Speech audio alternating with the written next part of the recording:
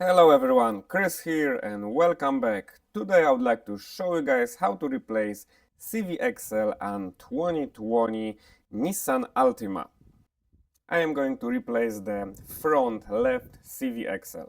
So first step would be to lift the car and of course secure the car. If you're working at home in your garage, make sure it's fully secured. First thing, I will remove the CVXL nut. Now I am going to use the hammer to make sure it's not stuck inside the hub. I am going to change that CVXL anyway, so I don't mind using a hammer. The next step would be to remove the nut for the tie rod end and the bolt for the control arm.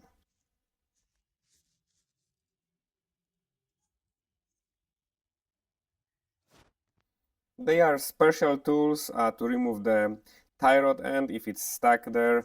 You can use the hammer and lightly tap on the side of it.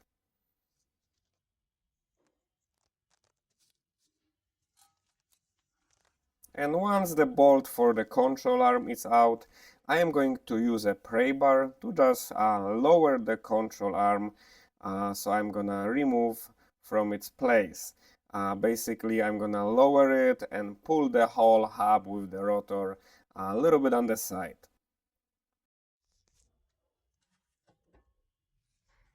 And now I am going to push the CVXL, and at the same time I am going to pull the whole assembly, the hub and the caliper with the rotor, to separate it from the CVXL. And now we have a CVXL on the left side and the whole hub assembly on the right side. And here we have the new CVXL. We have a part number here if you like to use it. I purchased mine online. Of course, you can get this from Auto Parts Store or even Nissan dealer if you want to use the OEM stuff.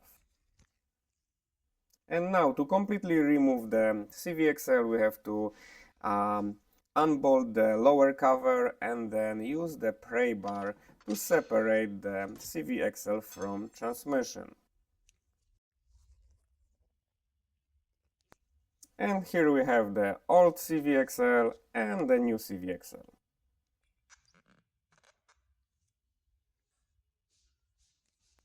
And now, of course, we have to do the reverse process. To install it, we have to push the CVXL to the transmission because there is a C-clip on the end of the CVXL.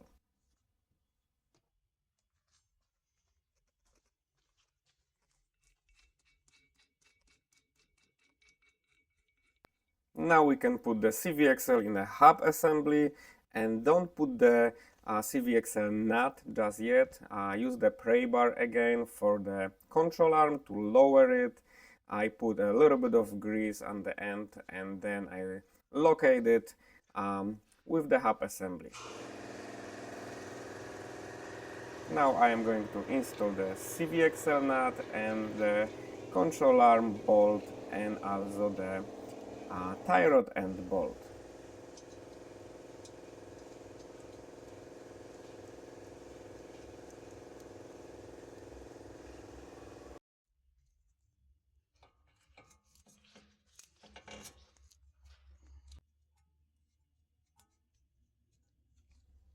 And the CVXL nut need to be torqued with specifications, so use a torque wrench, and if you like to use my method, you have to have a friend to help hold the pry bar, and you can torque it like that and make sure you lock the nut.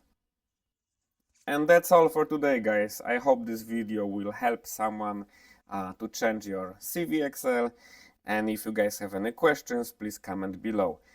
See you next time and have a good one.